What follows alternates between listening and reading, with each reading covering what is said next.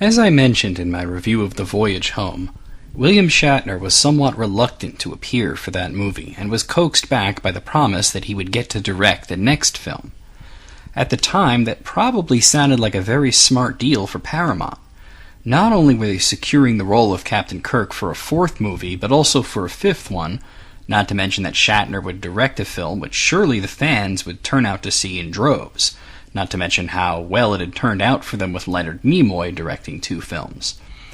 Unfortunately, the fifth film, Star Trek V: The Final Frontier, turned out to be a disaster in more ways than one. It was a critical failure, with most critics and fans calling it the very worst of the Star Trek films, even to this day, and it failed to live up to the high standard of profit set by The Voyage Home, which remained to be the most profitable Star Trek film for quite some time, up until the 2009 reboot, as a matter of fact. So disastrous was the fifth film that it was believed at the time to have killed off the movie series. Only the 25th anniversary of Star Trek would wind up ensuring a sequel. Luckily, us fans had The Next Generation to watch in the meantime, but all this talk about how much of a failure it was probably has you wondering what went wrong. Well, let's examine the film's plot. From the end of the last film, you might think that the film contains an all-new adventure with Kirk and his awesome new ship, the Enterprise A, but as it turns out, the new Enterprise kinda sucks. Scotty is busy trying to get it not to suck so bad with Uhura keeping him company. I thought the film hinted very strongly at a relationship between the two, which at least that was somewhat interesting. Meanwhile, everyone else is on shore leave. Kirk, Spock, and Bones are off camping, Sulu and Chekhov are off hiking, and Saavik is, she's not actually in this movie. Oh well. Despite having no crew on board and the ship falling apart around them, Uhura and Scotty get orders to head to Nimbus 3, a planet in the neutral zone, to resolve a hostage situation.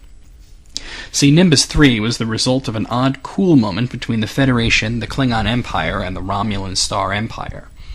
It was supposed to be a planet of intergalactic peace, but it turned out the planet sucks even worse than the new Enterprise. Its sole settlement has been taken over by a gang of terrorists led by this nutty Vulcan Sybok. Sybok long ago rejected the Vulcan way of life and has been looking for God, literally. He believes that he's found God at the center of the galaxy on the mythical planet Shakari. Now, this is kind of interesting. Sybok was originally supposed to be played by Sean Connery, but they couldn't get him.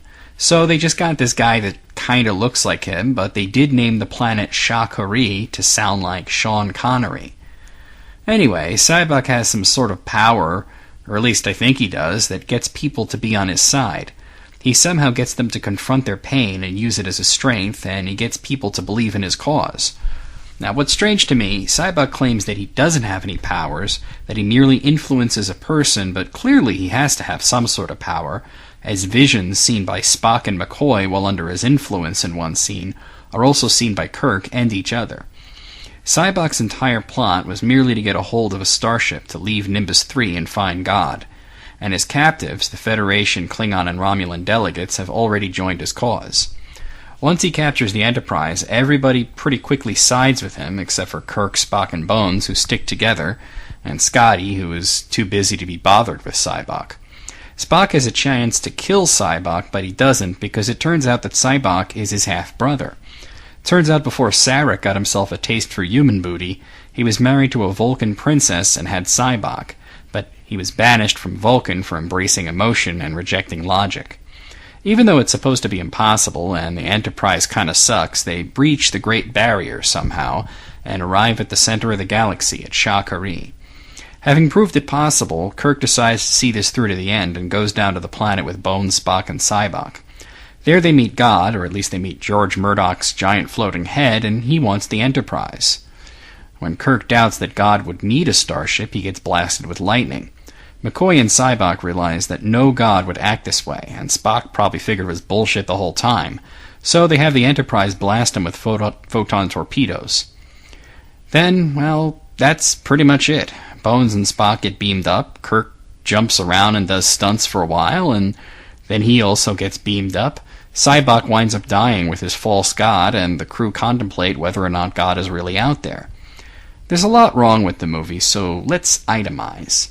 First, the special effects are atrocious. Although the movie gets They all got cheaper after the first one. They were always at least done well.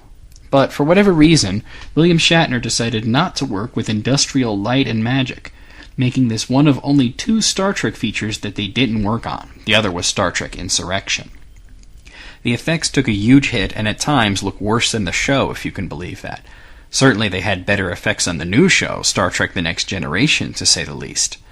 The plot is ridiculous. I can't see the Federation, Klingons, and Romulans coming together to make a planet of intergalactic peace while still being at war, and then pretty much letting it go to ruin. I never liked the idea that Sarek had another wife before Amanda, and that Sybok was never mentioned previously, and the whole God is at the center of the galaxy, so let's breach the impenetrable barrier with a ship that barely works thing just strikes me as a very poorly thought out idea. The movie just comes across as cheap and tawdry. You got a terrible bar scene with a dancing Catwoman with 3 titties. You got Uhura stripping to distract guards. About 20 years after anybody would want to see it anyway. The Klingons look like they were taken out of the motion picture with the old style of forehead makeup, and none of the standard effects like phasers and photon torpedoes look right. They look so drastically different and so much cheaper than previous films and even the original Star Trek TV show. Even seeing this as a kid, I knew it was bullshit. Although the subject matter of the movie is so much more serious than The Voyage Home, the film is still played for laughs quite a lot. But although The Voyage Home did at least have a few moments that were genuinely funny, what with Spock being terrible at cursing, this one just comes off as stupid. Probably the worst part of the whole movie is when Scotty declares he knows the Enterprise like the back of his hand. Then he smacks his dome on a low arch. Okay, that's bad enough, but he knocks himself out, and he's even bleeding. But it doesn't look like he hit himself hard. I mean, he was walking slowly, just turning around, and bang. I mean, a normal person would just be like, ow, motherfucker, how the hell did he knock himself out? I remember when a local affiliate network played 3 movies back-to-back over 3 nights, The Search for Spock, The Voyage Home, and The Final Frontier. This was my first time seeing those films as a kid, and I remember that I only really liked The Search for Spock, but I really hated this one. Watching it again now, as an adult, I can find a few nice things to say about it.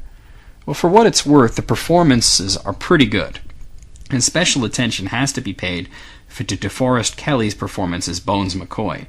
The scene where he relives his father's death is probably the best part of the whole movie.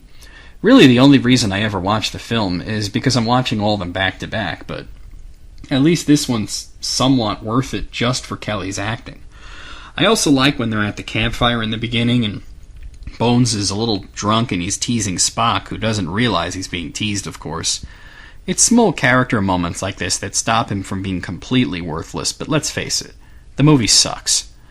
I always have, and I always will, call bullshit on the idea that even-numbered Star Treks are all great and odd-numbered Star Treks all suck.